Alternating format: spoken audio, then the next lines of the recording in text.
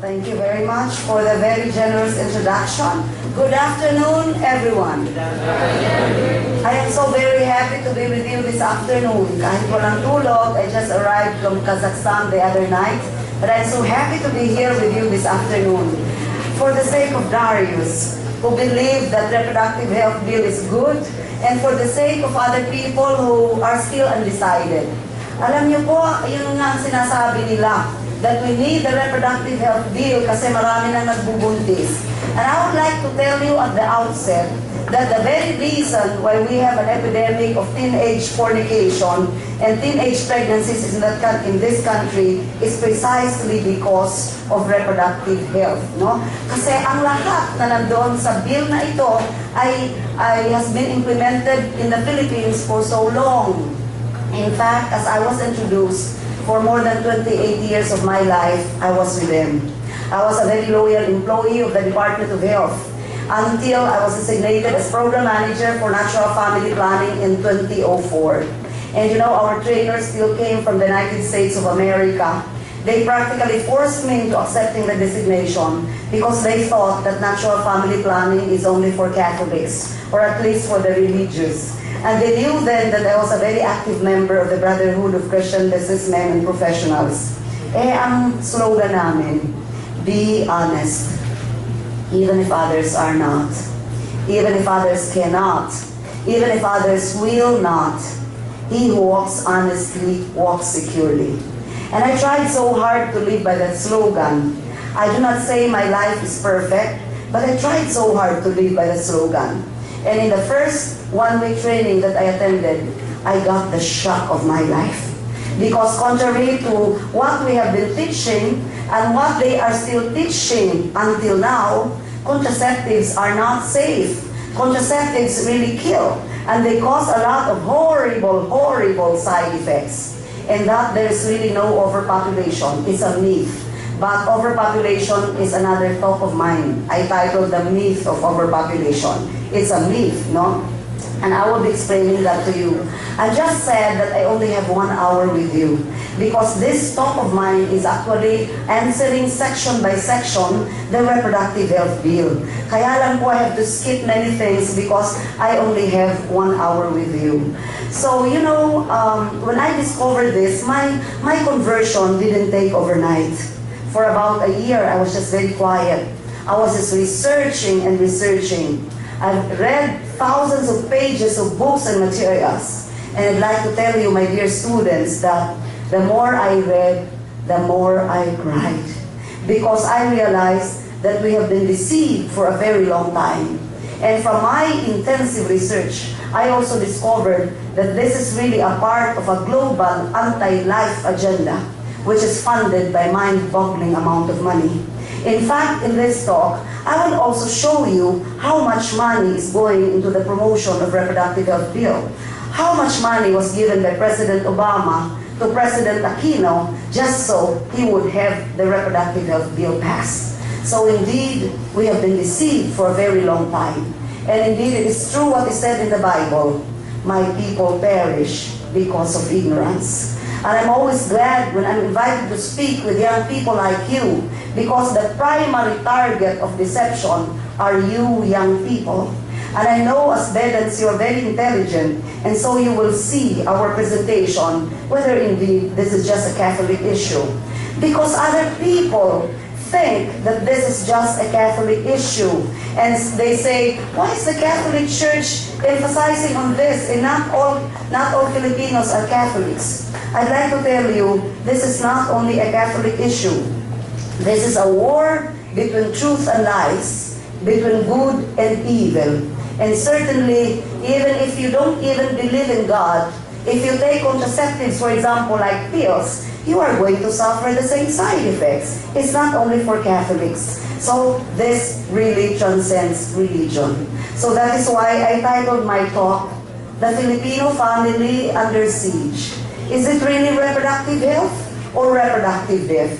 Sabi nila, no, kailangang ipasa ito dahil very recently nakita ninyo, President Aquino who was voted and campaigned for by many Catholics, no, has included this among the 13 priority bills. And it is so sad indeed that he did this. And they also tell us, kailangan ipasa ito because majority of the Filipino people wants this bill. I would like to tell you that every day of my life, I am in a different city, I'm in a different place. And I would like to tell you that I've been speaking in many rallies for life all over the country, where thousands and thousands and thousands of Filipino people are going to the streets. In fact, the last one that we had was in Luneta, and there were almost 500,000 people who were there. But of course, hindi na kino-cover ng media. And in the Harapan ABS-CBN survey, I don't know if, I think many of you must have watched that debate. Nobody told you that actually there were 20,981 who texted. And out of that, only 6,356 or 30.42% said ipasa ang reproductive health bill. Even if ABS-CBN has come up with a public declaration that they are pro-RH. An overwhelming 70% or 14,535 said dapat ibasura ang reproductive health bill na ito. And I don't know if you also watched the TV5 debate, where after the debate, 100% said ibasura ang reproductive health bill. And the Pro-RH also launched the Purple Ribbon campaign, where they say that you wear purple in support of the reproductive health bill. Pag nagpo-purple daw, Pro-RH, of course they don't have the monopoly of colors. Purple is also the color of the Catholic Church. But I'd like you to see, President Ramos was there, of course, and other pro-RH. And you see, President Ramos is very proudly wearing a UNFPA t-shirt. And I was glad he did that. Do you know why? Because he's part of the Forum for Family Planning Development, and UNFPA is one of the chief funders. What is UNFPA? Or the United Nations Fund for Population Activities. It actually funds abortion advocacy worldwide. And they are giving a lot of money also to the Forum for Family Planning and Development. UNFPA, in fact, awarded China the first United Nations Population Award, complete with diploma, gold medal, and money, together with Indira Gandhi as winner. How on earth can you give an award to China when in China, where I was last August, they have a very strict one-child policy. And if a woman will get pregnant, the second two-child policy, which they want to do in the Philippines through the reproductive health bill. I was in Vietnam last April. Do you know, in Vietnam, babies in the womb can be killed anytime during the pregnancy.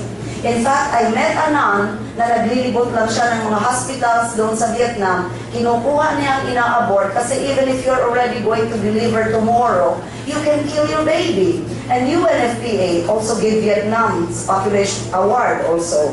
And in fact, very recently, UNFPA Representative Ari Hochman denounced the idea that the high rate of divorce and out-of-wedlock births represents a social crisis, claiming instead that they represent triumph against human rights and patriarchy.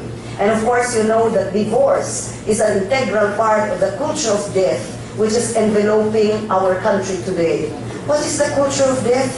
It is D stands for divorce, E for euthanasia or mercy killing, A for abortion, T for total population control, and H for promotion of homosexuality, which of course we say no against, no? And look at how much money is being given by the UNFPA. They have mind-boggling amount of money. And you can go to the website of the US Congress and you will see this article there.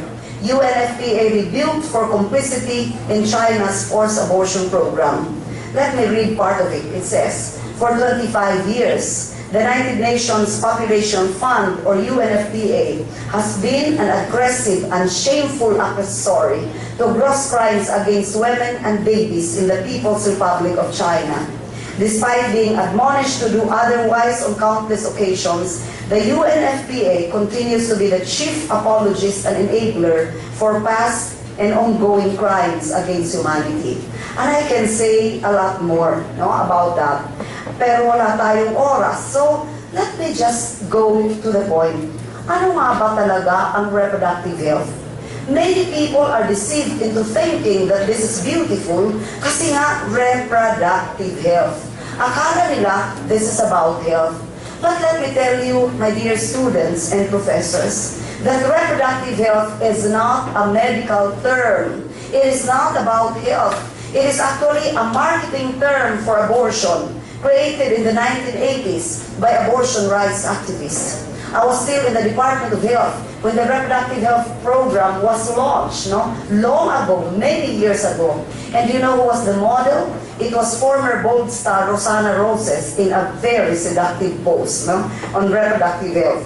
And it was part of a repositioning strategy because they, including the United Nations, which is the #1 death peddler, wanting to legalize abortion all over the world.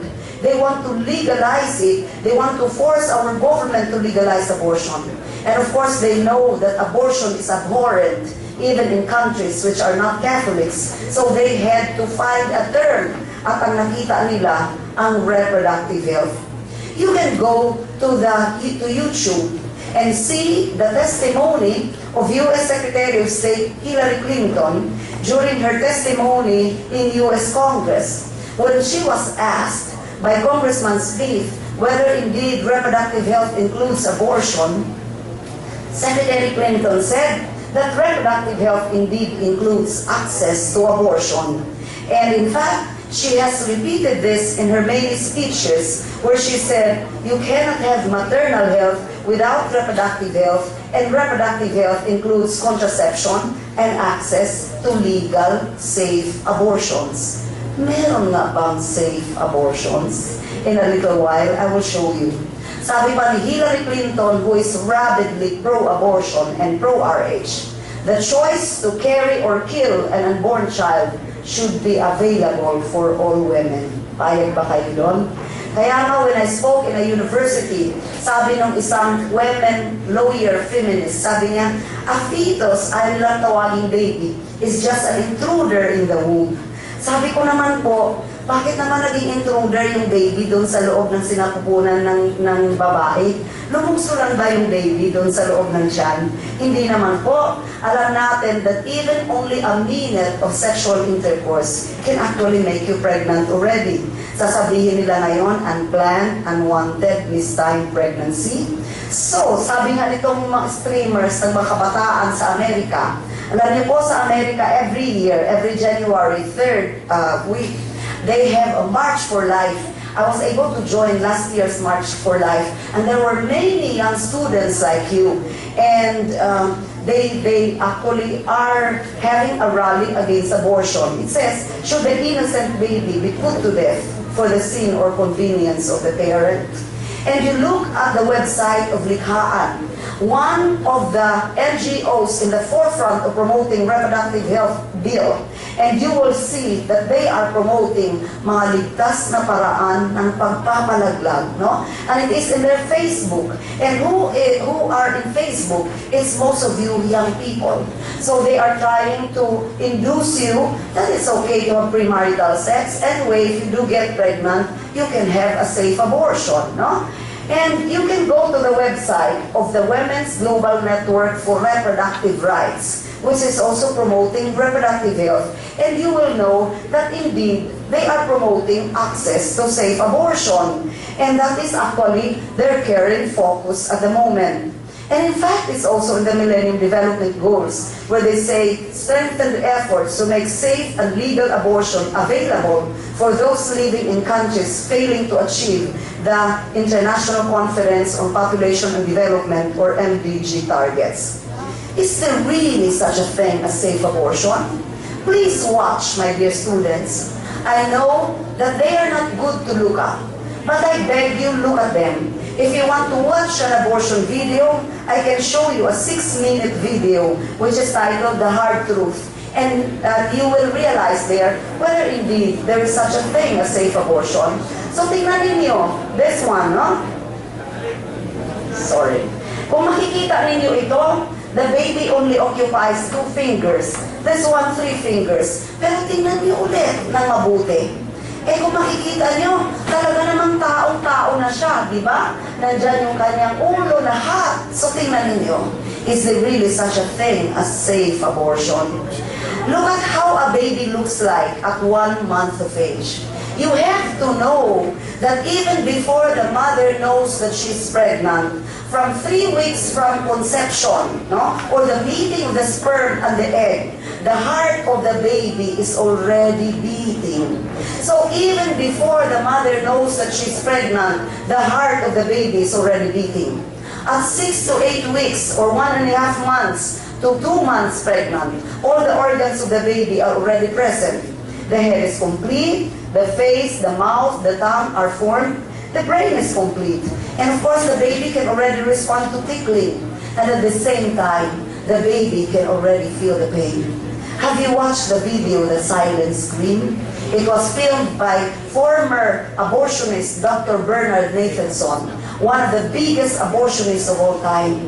He must have aborted about 70,000 babies. But when ultrasound came to evolve, no, she decided to film what he was aborting. And do you know, as the mother laid there on the abortion table, nakita niya that the heart of the baby beat so fast, parang alam ng baby na mayroong mangyayari sa kanya.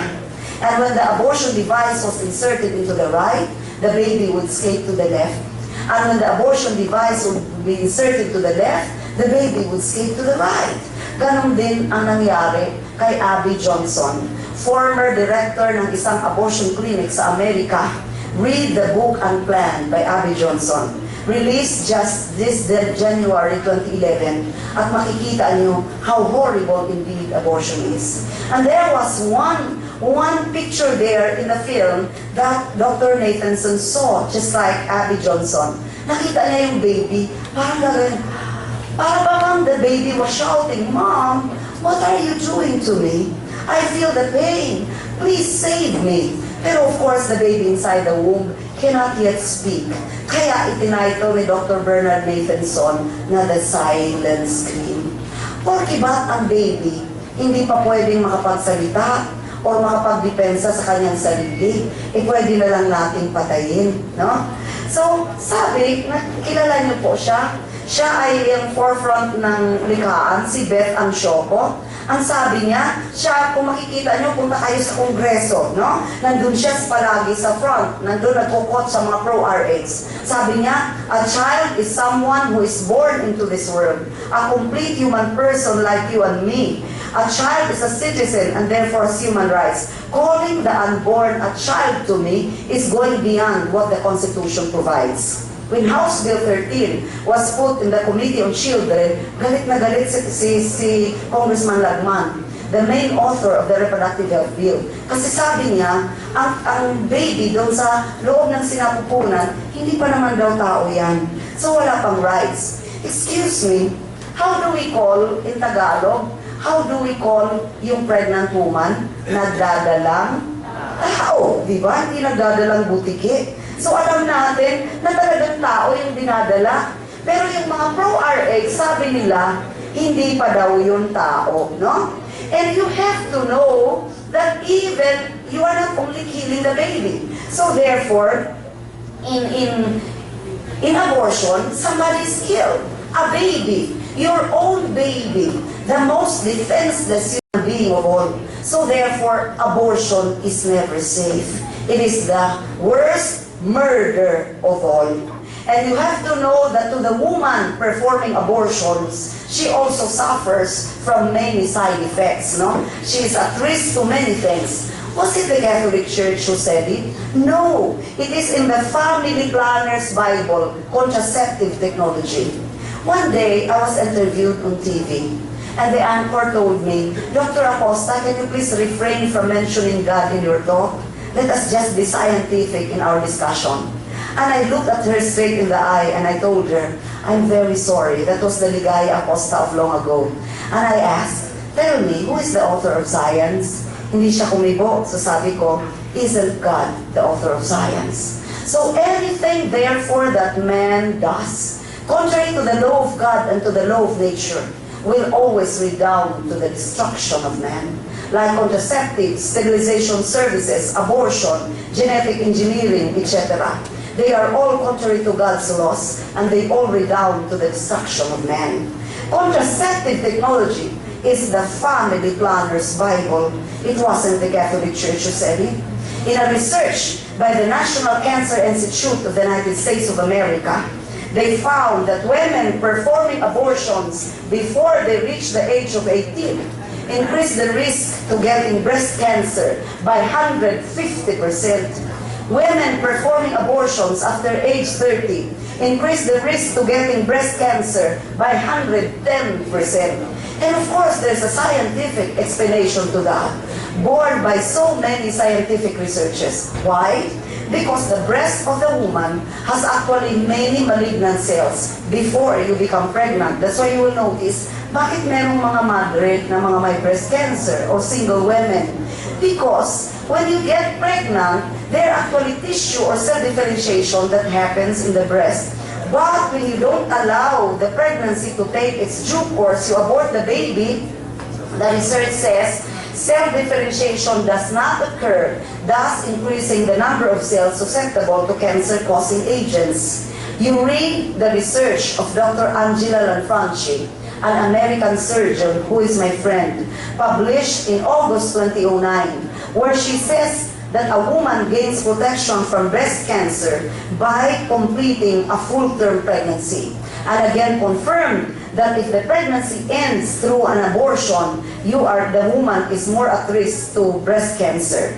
And there are so many studies. Another one is by Patrick Carroll of London, where it was shown in the studies that abortion is the #1 cause of breast cancer in London. You can see this in the internet. There's so many articles in the internet that you can see about the horrible side effects of abortion. And in fact, you can go to the website of Abortion Breast Cancer Coalition in the United States of America, titled www.abortionbreastcancer.com, and you will see a lot of scientific studies which will show the significant relationship between abortion and breast cancer. In fact, very recently, there was one study published by Dr. Priscilla Coleman, dated September 1, 2011, at the British Journal of Psychiatry, titled Abortion and Mental Health, Quantitative Synthesis and Analysis of Research, published between 1995 to 2009. And Dr. Coleman is Professor of Human Development and Family Studies in the USA.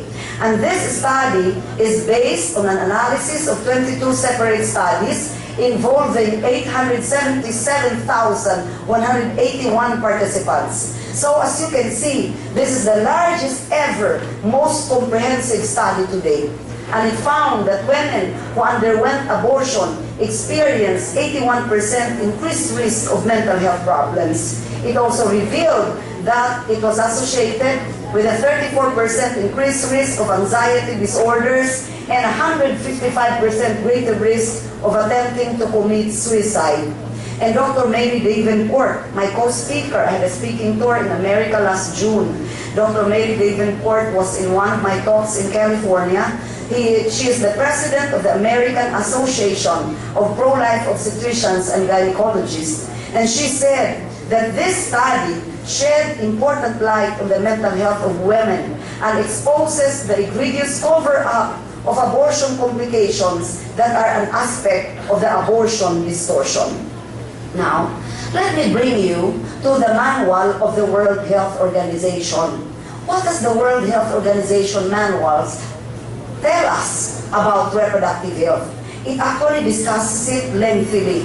But among others, it says that reproductive health implies that people are able to have a satisfying sex life, as if sex were the only reason for being, and that they have the capability to reproduce and the freedom to decide when and how often to do so.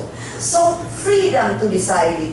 If you don't want to get pregnant, you want to do away with your pregnancy, then you can just resort to abortion anytime, no? And it also says Implicit in this condition are other methods of their choice for the regulation of fertility.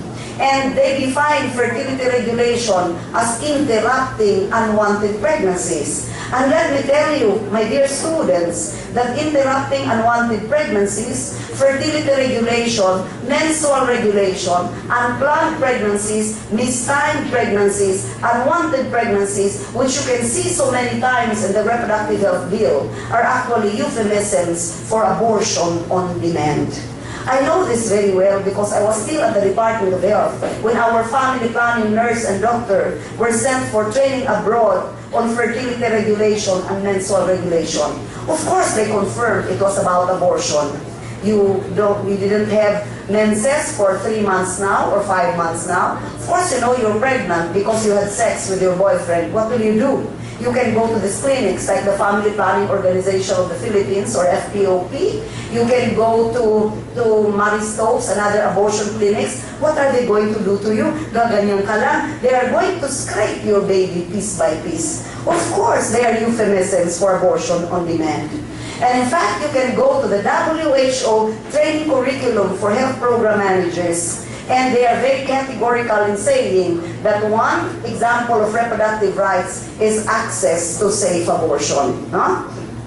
And of course, I have a copy of the trainer's manual of the Department of Health titled Competency-Based Family Planning Training for Volunteer Health Workers. And it says, since the Philippines is a signatory of the 1994 International Conference on Population and Development, it has thus adopted the WHO and global definition of reproductive health. And if you go to page 7, it is very clear. They include abortion as one of their reproductive health services. No? I just scanned that. Now let us go to this House bill. I say this is the most diabolical bill ever introduced in the Congress of the Philippines. As you can see, this is the most controversial bill ever filed in Congress. Never has the Filipino nation been so divided. And when there is so much division, it can never come from God. It can only come from the devil. Hindi na po House Bill 96. Ang number na po doon sa lower house of Congress is House Bill 4244. This is the one that is being debated on. And the title is An Act Providing for a Comprehensive Policy on Responsible Parenthood, Reproductive Health and Population and Development, and for other purposes. I would like to take you section by section, but because we have very little time, please skip ko na lang po. In the original version of the bills, you don't find responsible parenthood in the title. Pero isinama na po nila kasi yan ang gustuhan ng ating presidente. But let me tell you, I've been with them for more than 28 years. Responsible parenthood is an original term by the Catholic Church. But how the Catholic Church defines responsible parenthood and how the government and population controllers define it will never be the same. To the population controllers, to our government, responsible parenthood means you should only have 1 or 2 children. If you have more than 2, you are irresponsible, especially if you come from a poor family. You must have read the news item on President Aquino. He went to a slum area, galit siya, kasi bakit yung isang babae, meron na siyang isang anak, buntis na naman ulit, as if pregnancy is a disease. Let me tell you that I personally rebel. Bakit po? I am the 9th of 11 children. I am proud to tell you that I come from a poor family. Probably you do not know how it is to be poor, because I know that students of San Beda come from well-to-do families. But let me tell you that I come from a poor family. My parents were not professionals. My mother was just a mere housewife who learned to do laundry for the nuns so that those before me would be able to go to college without paying their tuition. My father was just a small-scale farmer and fisherman. Everybody told my father, bakit ka ba anak ng anak? Mahirap lang naman kayo. But my father always told them, my children are my wealth. At kahit igapang ko sila, gagawin ko para makatapos lang sila ng pag-aaral. And by God's amazing grace, God, who is the owner of heaven and earth, lahat po kami nakatapos ng pag-aaral. Paano po kaya kung meron ng reproductive health bill noon? Ako, na pangsyam sa 11 anak, wala sana sa harap nyo ngayon. Kaya nagpapasalamat ako na walang RH noon. Ang mga pro-RH, sinasabi nila, ang reproductive health bill daw is not about abortion. But you will see so many times in the bill, management of post-abortion complications. I invite you, my dear students, to go to this manual, Planning for a Sustainable Supply of Manual Vacuum Aspiration Instruments, which is an abortion manual. FDA is this one. It is a big iringilya na talagang humihigop sa iyong anak in abortion. And on page 18 of this International Abortion Manual, nakakaiyak po. Nung una ko po itong nakita, buong gabi ako umiyak. I was preparing for my presentation in Congress. Why? Dahil ginawa nilang example ang Philippines. Case study, the Philippines. At sinasabi nila sa buong mundo, tularan ninyo ang Pilipinas through the use of the term prevention of abortion and management of post-abortion complications, which you will see many times in this diabolical bill. The Department of Health, and I quote, was able to acquire this manual vacuum aspiration device since 2003. Sinasabi ang commercial distributor at ang funder, Packard Foundation, where the mind-boggling amount of money is channeled for our congressmen and legislators and from the USAID. And of course, I also know very well, because I was still at the Department of Health when the PMAC program was launched, or the Prevention and Management of Abortion Complications. And you can also go to this manual, Advancing Reproductive Health as a Human Right, Progress Towards Safe Abortion Care in Selected Asian Countries since ICPD. On page 25, there is a discussion on the Philippines. It says, in the Philippines, Prevention and Management of Abortion Complications Program, I was still at DOH when this was launched, was able to train 15,000 clients, no?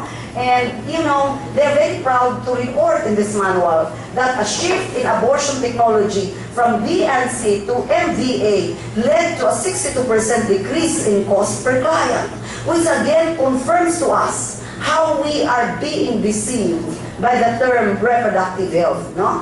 And on pages 23 and 24, there is a discussion there that because in the Philippines, there is so much, no? So much pangontra from the conservative groups, from the Catholic Church. So they said in this article na kailangan mag-re-strategize sila. So inaamin nila, tinawag na lang nilang Reproductive Health Care Act or Reproductive Health Law. And of course, you can read a lot from that manual. You can also read this Reproductive Health Advocacy by IPPF. This is a discussion on the Philippines. You know what IPPF is? It is the International Planned Parenthood Federation, which is the #1 abortionist organization in the world. And this tells us that because this is a discussion on the Philippines, this tells us that IPPF launched a project titled Reproductive Health Advocacy in the Philippines Project, implemented by their full-fledged affiliate in the Philippines, the Family Planning Organization of the Philippines. And the aim is to advocate for a more conducive policy environment for sexual and reproductive health.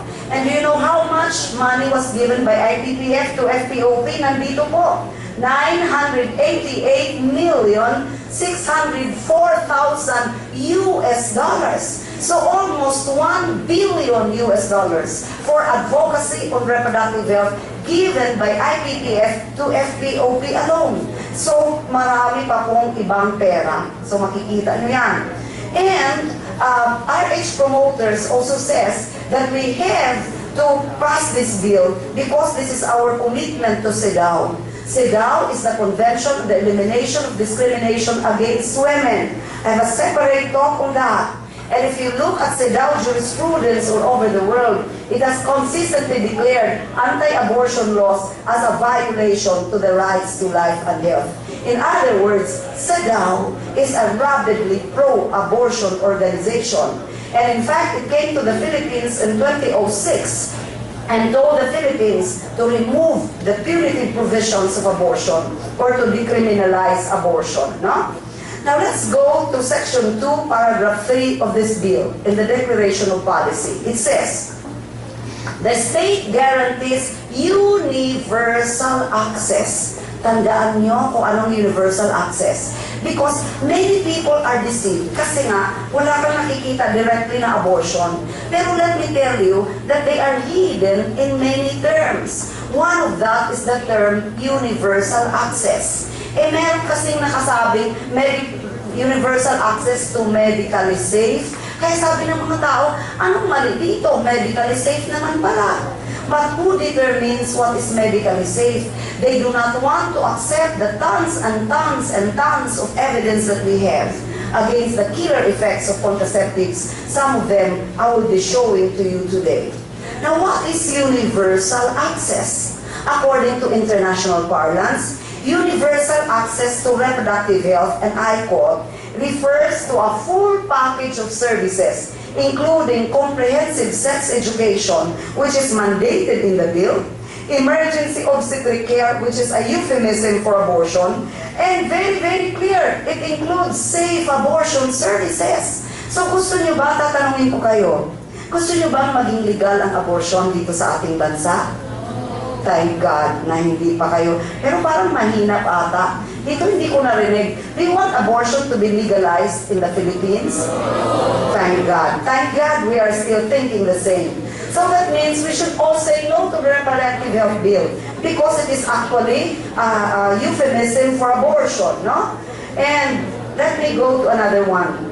Dito po sa Section 4, definition of terms, kung makikita nyo po, it says refers to a full access, full range of methods. So nakita nyo naman po dun sa definition na sinasabing universal access refers to a full package of services. And I want you to take note of that because that term is used so many times in the bill. And now you know what that means. And I would just like to repeat again so you will not forget. It refers to a full package of comprehensive sex education, access to contraception, emergency obstetric care, and safe abortion services. So makikita nyo rin yan sa Section 7, access to family planning, nandyan na naman yung term na full range of services. Kasama na po yan lahat. And then at Section 25 sa implementing mechanism, makikita nyo naman ulit, ensure that reproductive health services are delivered with a full range of supplies. So that is what it means. And then there is a new section in this diabolical bill, Section 8, which seems to be very innocent looking. Tingnan po ninyo, the title is Maternal and Newborn Health Care in Crisis Situations. So sasabihin nyo, maganda. Health for women and children. Di po ba yun ang sinasabi ng mga pro-RH? Para ito sa kalusugan ng mga kababaihan at ng mga kabataan. Pero basahin nga po natin kung anong sinasabi. Ang local government units and the Department of Health shall ensure that a minimum initial service package or MISP for reproductive health should be made available in times of crisis. Ano nga ba ang MISP? I would like to invite you to go to the internet again and type the word MISP. And you will go to this, you will be led to this 98-page manual entitled Minimum Initial Service Package or MISP for Reproductive Health in Crisis Situations. And if you read the manual, you will know that it is nothing but contraceptives and abortion services. For example, kit 1, kasi hindi na-explain sa bill, kasi nandun sa separate manual, no? For example, kit 1 is condom kit. It says, make condoms visible and available even when people object. So, mantakin nyo yan. Kahit ayaw natin, mandatory. And it says, and I quote, anywhere where people congregate. And it also says, ilagay sa mga toilets. Kasi ang mga kabataan na katulad ninyo, baka mahihiyang pumulot ng condoms. So place them in latrines so that they will not be ashamed to pick them up. Sounds funny? Anong ginawa last year ng Department of Health? They distributed condoms together with flowers in Danwa on Valentine's Day. Last February 14, Risa Hontiveros Barakel, together with Akbayan Party List representative, nag-distribute ng condoms in a mall. Last Holy Week ha? After the President of the Philippines pronounced on Holy Monday that he is willing to be excommunicated, mapasalang ang reproductive health bill na ito. Anong ginawa ng mga pro-RH? Kahit Holy Week, nag-distribute ng condoms doon sa mga terminals, doon sa mga kung saan maraming tao.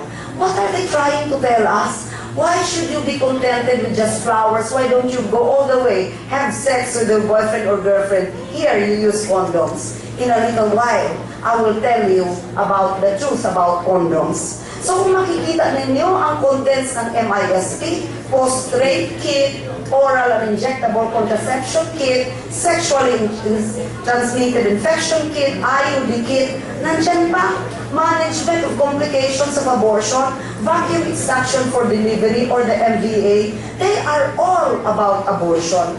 So sino nagsasabi that the RH bill is not about abortion? And there are more instructions in the MISP manual. It says, emergency contraception should be made available to women and girls to avoid unintended pregnancy. Do you know what is emergency contraception? Yes. Or morning after pill? They are abortifacients. Yes, yes.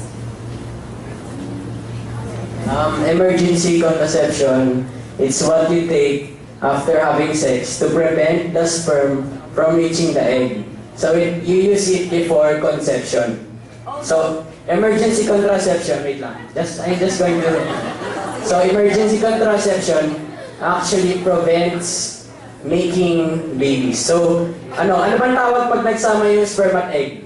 Conception. So ano yung pangontra nun?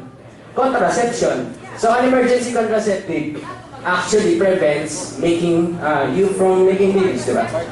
Darius, sit down still because in a little while I will show you that it doesn't prevent conception but implantation. Kaya nga ang mga pro-RH sa RH bill, sa explanatory note, sinasabing this bill protects the life of the unborn from implantation.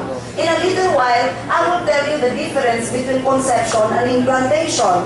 So you see, they have even reached here, kay Darius, no? Paniwala siya that they are not abortifacients. Let me finish my talk, Darius, kasi 1 hour lang ako sa inyo.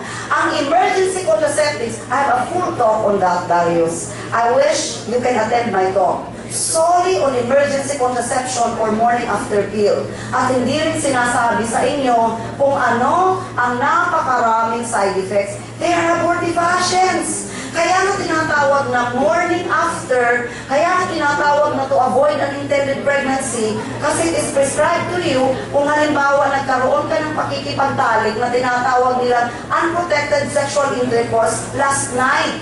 Kasi kung meron mang dating na buo doon sa pakikipagtalik mo, kaya tinawag na morning after, ay papatayin sa pamamagitan ng morning after pill na ito. So Darius, I am so glad you are here.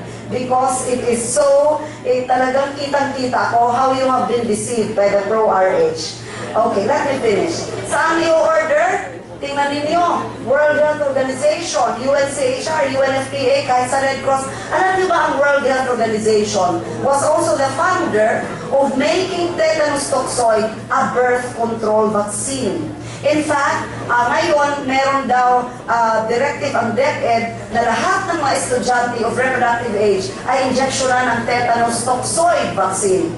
I advise you not to have yourself injected. Bakit po? Dahil 1 dose of tetanus toxoid na hinaluan ng HCG is enough to make you infertile for 10 years, no? At 5 doses yon. So, anong ginawa nila sa tetanus toxoid? I think you all have to know because you are concerned, no? Ang ginawa nila, They experimented on all the vaccines at nakita nila ang tetanus toxoid as the most potent vaccine. Inaluan nila ng isang hormone called the human chorionic gonadotropin or HCG. At pag in-inject mo yan, the body of a woman, we'll discuss that later. Okay. The body of a woman, nare-disturb ako sa inyo. Pwedeng mamaya na lang, Darius. Okay. So, alam niyo po, ang nangyayari, pag ini-inject sa woman, the body of a woman will produce antibodies to fight off what it thinks to be an infection. So, sisirain yung HCG na in-inject, pati na rin yung HCG na naturally occurring hormone inside the body of a woman, rendering the woman incapable of having a pregnancy. So, now I have a copy of the patent na in-issue kay Dr. G.P. Talwar, na who was given the money by WHO, na talagang sinasabi nila doon na birth control vaccine. Okay? So I'm really happy I'm here for Darius alone, no? Very happy na ako dyan. Section 22. Alam niyo sa Section 22, napakaganda ulit ang title. Pro bono services for indigent women. Pag hindi niyo po naiintindihan, sasabihin niyo, aba, ang ganda. Libreng serbisyo para sa mga mahihirap na babae. Di po ba yan ang sinasabi ng mga Gabriela, ng mga likhaan? Pero basahin natin. Kasi po, ang mga presentations nila, kung sa kanila kayo nakinig, ay hindi nila dinidiscuss sa inyo in detail. Kaya nga po, pag Pro-RH Forum, gusto nila 10 minutes lang ang mga talk namin. Pero ito, I can talk to you for 1 day or even 1 year. And I will never run out of materials with you, no? So, basahin natin. It says, private and non-government reproductive healthcare service providers are mandated. Look at the term, mandated to provide at least 48 hours annually of reproductive health services, especially to pregnant adolescents. So, anong ibig sabihin nun? Pray tell me, what reproductive health services are they going to give to pregnant adolescents na hindi nga sasabihin sa mga nanay at tatay, no? Anong ibig sabihin nito? Lahat ng mga health workers, do we have nursing students here or other health courses? Alam nyo, kung mapasa ang bill na ito, this bill casts aside the conscience rights of medical providers and it dilutes the healing and life-saving objective of the medical profession. So yung kaninang sinabi mo, Darius, na sabi mo, pag masa ang bill na ito, kung ayaw mong sumunod, ay okay naman, hindi pwede, Darius. Kasi ang term, mandated. So kung hindi ka sumunod, ikaw ay mabibilanggo. In a little while, I'll go to the penalties, ha? Mabibilanggo ka ng 6 na buwan. So, sasabihin ko yan mamaya. O ano ang mga prohibited acts, no? Nung sinasabi nila freedom of choice, tingnan natin kung meron ng freedom dito. So, Section 1, dito.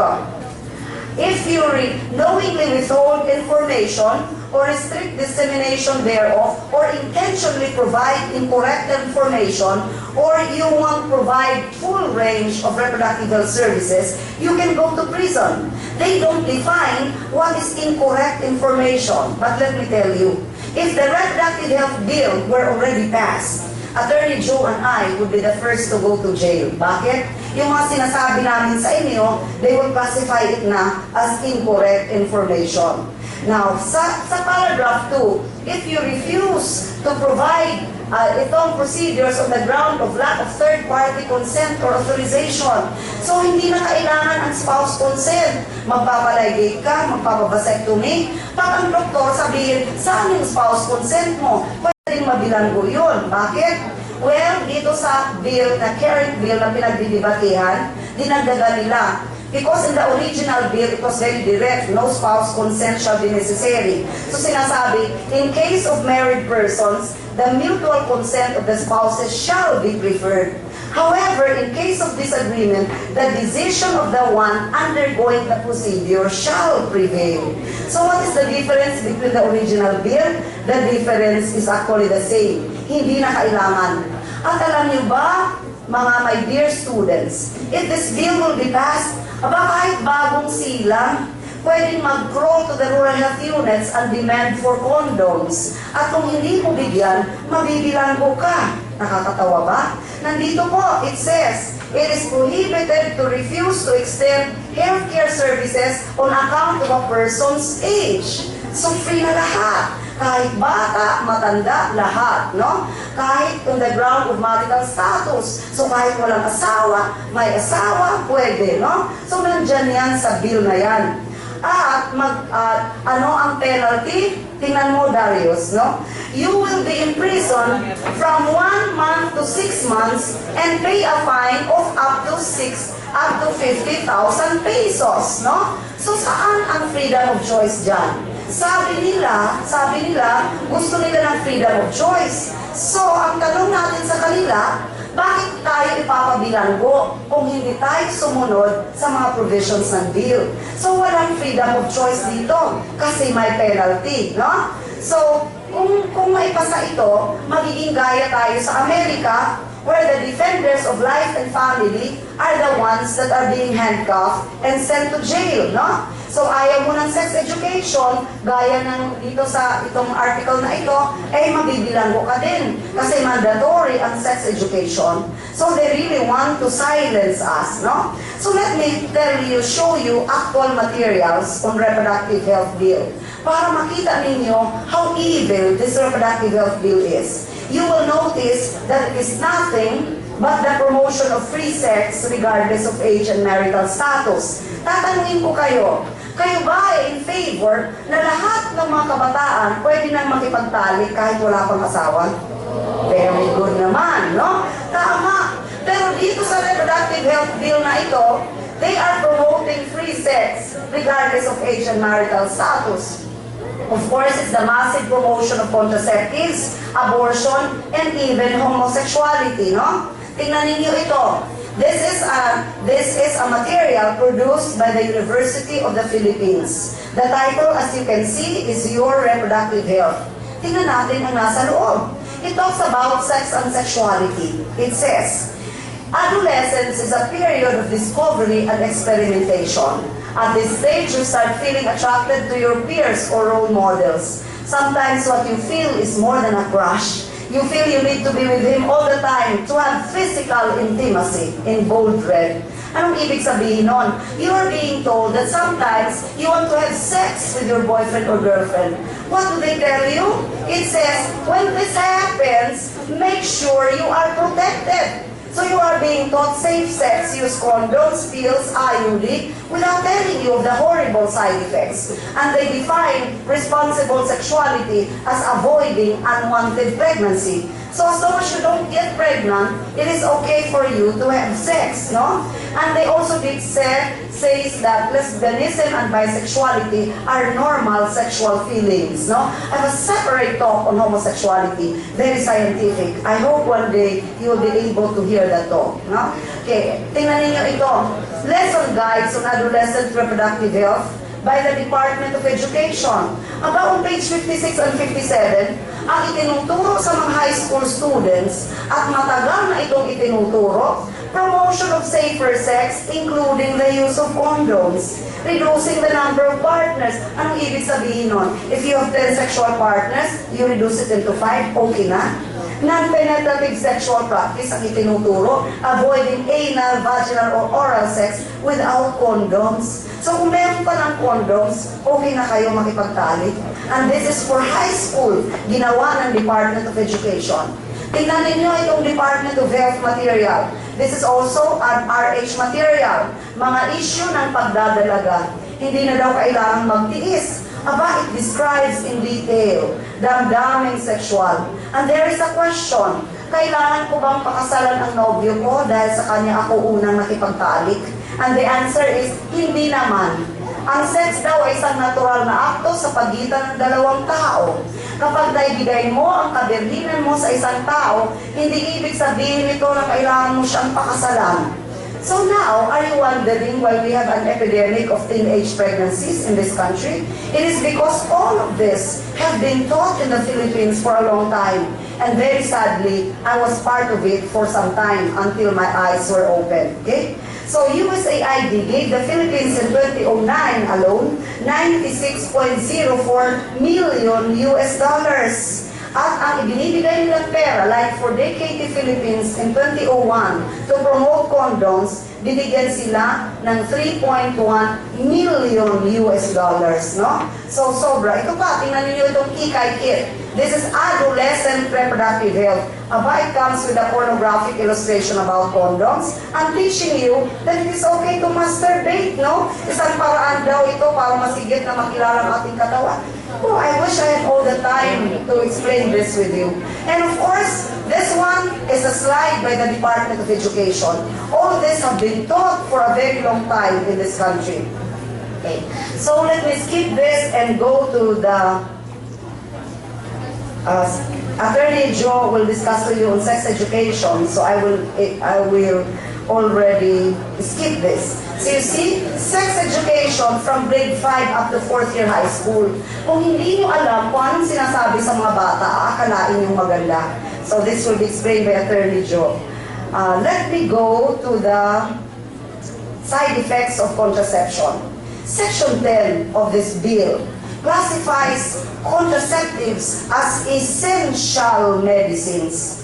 Look again, my dear students. How can contraceptives be essential medicines when overwhelming scientific studies say that it can cause high blood pressure, increased risk of stroke or heart attack, cancers of the breast and reproductive organs, osteoporosis, blurring of vision and blindness, infertility, birth defects like what you can see in the picture, gallbladder disease, liver tumors, mood disorders or irritability, depression and reduction of libido or loss of sexual pleasure.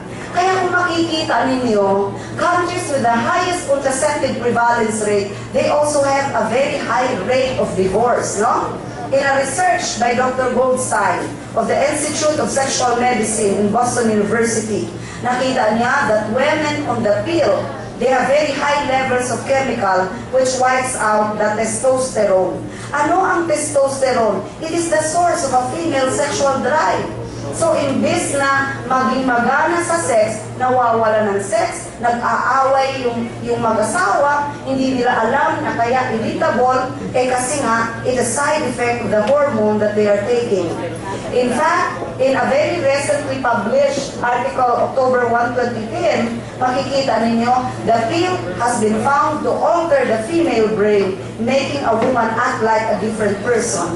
And it confirmed what we have known all along, that it can cause moodiness, depression, and decreased libido or loss of sexual pleasure. And on July 29 of 2005, the International Agency for Research on Cancer, an attached agency of the World Health Organization, published a study conducted by 21 scientists from 8 countries, published in many reputable peer-reviewed medical journals, saying that pills are carcinogenic to human beings. In fact, they classified it as a group 1 carcinogen.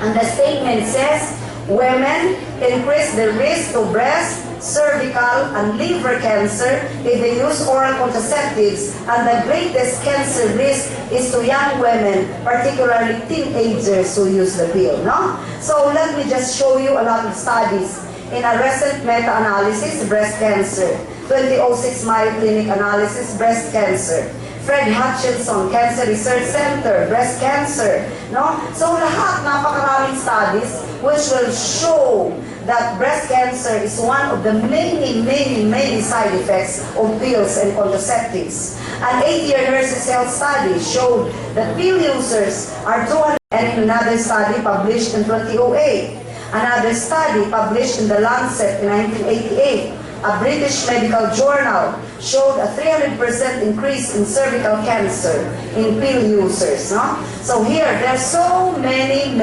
studies. And of course, it is also a pollutant to the environment. Today, we are so concerned about not polluting the environment.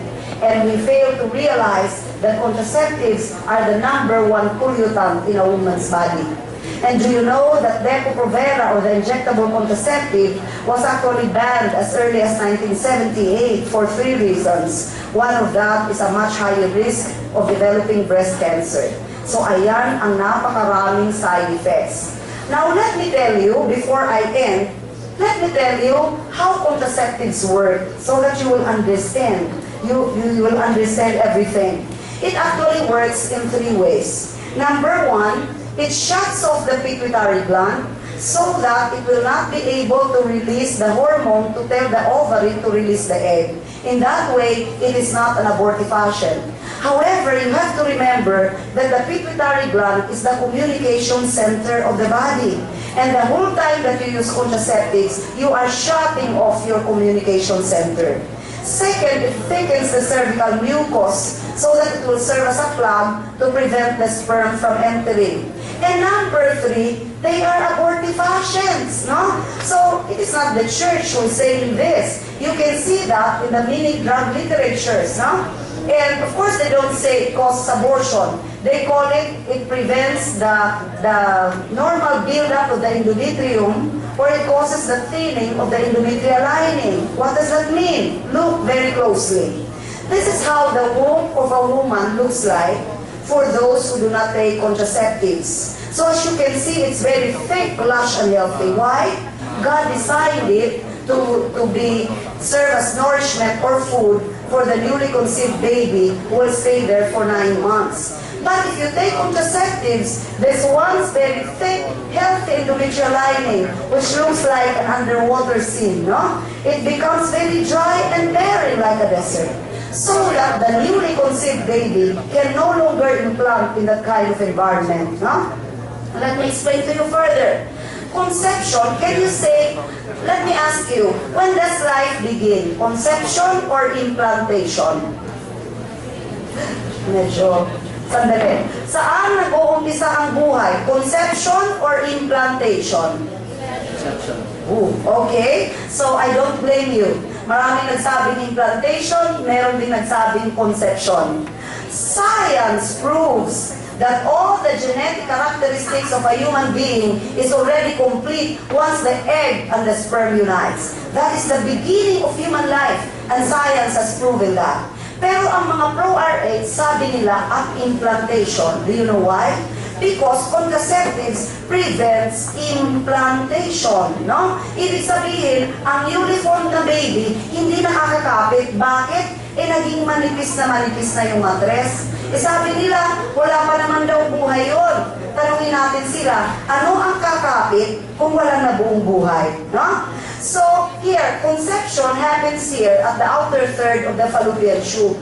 Pag nag-unite na sila, and that's the beginning of human life, maglalakad pa sila ng about 3 to 7 days to implant here at the lining of the womb. But if the baby can only speak, the baby will say, Mom, how can I implant here when your womb is like a slide?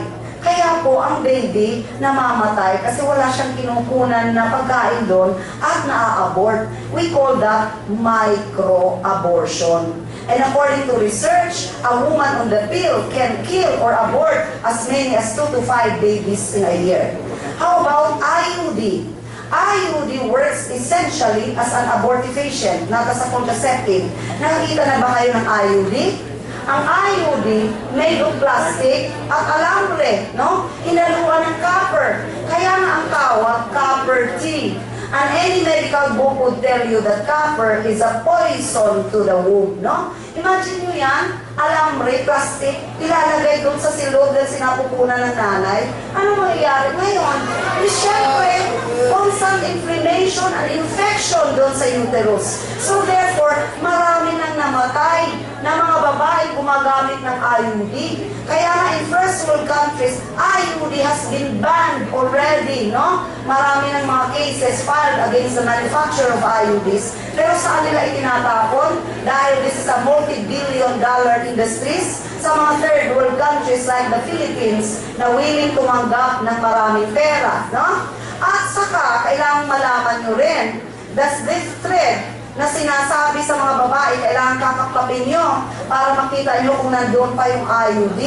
this becomes the passageway of bacteria to enter the body, no? So, hindi siya, kahit pa meron ka pang iodine dyan, it cannot prevent the sperm from fertilizing the egg. So, meaning, you still get pregnant. Pero pagdating nga doon sa loob ng sinapupunan, kung pwede lang magreklamo ang baby, sasabihan niya, Nay, paano naman ako mabubuhay dito, no? Sobra ang sobrang kabaho doon. So again, the baby is killed, no? Now, let me go to condoms. Yan, yung mga experts say, life begins at conception, no? Sabi nga ni Professor Jerome Lejon, father of fundamental genetics, after fertilization has taken place, a new human being has come into being. This is no longer a matter of taste or opinion. Each individual has a very neat beginning at conception. Because if the human zygote was not already an independent and fully human and viable being, in vitro fertilization or embryo transfer cannot be performed. Okay? Now let me go to condoms. Sorry, nagmamadali, no? Okay, ang condoms, ang maraming research sa condoms nagpapakita that there are so many holes. Simbahan ba ang nagsabi nito? Hindi rin po. So you will notice that many of the holes inside the condoms are big enough for the sperm to enter. So as a contraceptive, condoms has the highest failure rate of from 15 to 35%, no? So, at sabi nila para sa HIV, para sa AIDS prevention and control, you have to know that HIV, the virus that causes AIDS, is actually 450 times smaller than sperm. So it cannot even protect you 100% from pregnancy. How much more can it protect you from HIV/AIDS? So you will notice, as billions and billions of condoms are distributed into the market, the more that we have cases of HIV/AIDS and pregnancies. And in fact, we have a lot of studies to prove that. And in fact, countries with the highest condom distribution, like Thailand, they have the world's highest AIDS rates. The same in Thailand, in Cambodia, where I was last May, in many countries in Africa, no? So many. And the greatest reason why condoms fail is not even because of the holes, but the propensity of the condoms to break and slip off, no? And of course, many studies will prove to us that condom use could do more harm than good if young people choose condom use over abstinence. Ganyan ang mangyayari sa faithful condom user. So how much money is given? In this Philippine National AIDS Council country report, pinakita nila that money that was given to doctors to promote condoms amounted to 55,475,832. As a mass media, almost $300,000 US, no? So sobrang napakarami. I think Joe will take care of this. So I wish you can also read this one-stop secret document, National Security Study Memorandum 200, na authored by Henry Kissinger. Attorney Joe will discuss that with you. Sinong kausap ni Presidente Noynoy? The author of this horrible NSSN 200. Magkano ang ibinigay kay Presidente Noynoy, ni Presidente Aquino, ha? Ito ang mga pera para sa population control.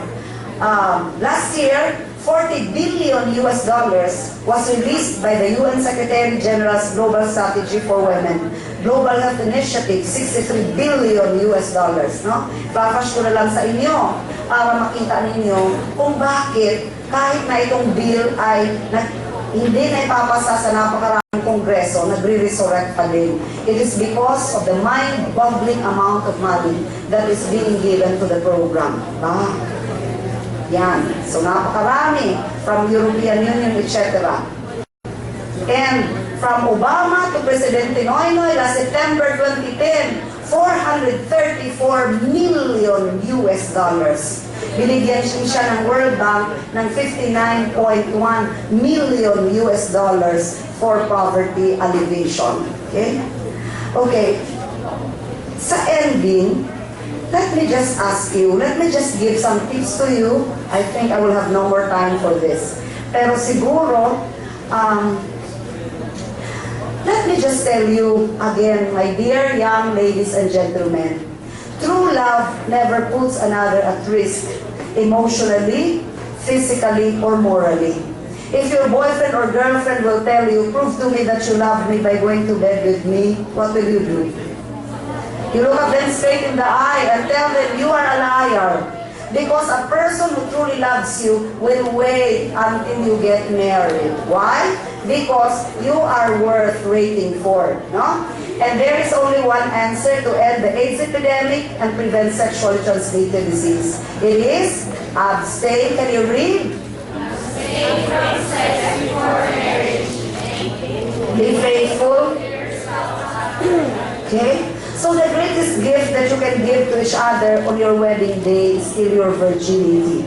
Never believe that virginity has gone out of fashion. Sabi nga ni Brooke Shields, being a virgin is nothing to be ashamed of. It's sacred. Sex is the ultimate gift a woman can give a man. Sex is meant for procreation. And I want to consummate a relationship with a man who's going to be the father of my children. So virginity has not gone out of fashion. So mga ladies, can you read? This should be the woman's point. Ready, go. When? I met him, I liked him. When I liked him, I loved him. When I loved him, I left him. When I left him, I lost him. That's the surest way to lose your boyfriend. You let him. Tapos, because you know, according to research, more than 70% of boyfriends leave when their girlfriends become pregnant. Okay? How about for a man? Can you read the poem? Ready, go. I saw her, I liked her, I loved her, I wanted her. I asked her, she said no. I married her after 6 years. You see? That's the best way to keep your man. Now let me ask you before I end. Are you ready to get pregnant now? Are you ready to have sex now? So tama ba yung sinasabi ng mga brewery na okay lang makipag-sex even before you get married? Huh? No, okay. So let me ask you before I end. Will you vow that you will remain a virgin until you get married? Very good. Okay, so may I end my session by this vow. Can you please stand? Please stand. Okay. So this pledge of chastity, you are not making to me, but you are making to God, who will see you even at the darkest of night. Okay? So this is voluntary. For those of you who think you cannot remain a virgin until you get married, it's okay. But I hope you do. Hindi ko na-explain kasi walang oras. Okay, can you raise your right hand? Are you ready? Okay, very good. Ready? How about this girl? Okay, so everybody is taking the vow. Very good. Question, before you raise your hand, question. What if you had sex already before you came? Pwede ba mag-take ng vow ulit? I will tell you, yes. As long as from this time on, you will remain a virgin until you get married. Kasi pwede naman makorek, okay? Ready? Are you ready? Okay. Raise your right hand and let us say this all together. Ready? Go. I make A commitment to God, to myself, to my family,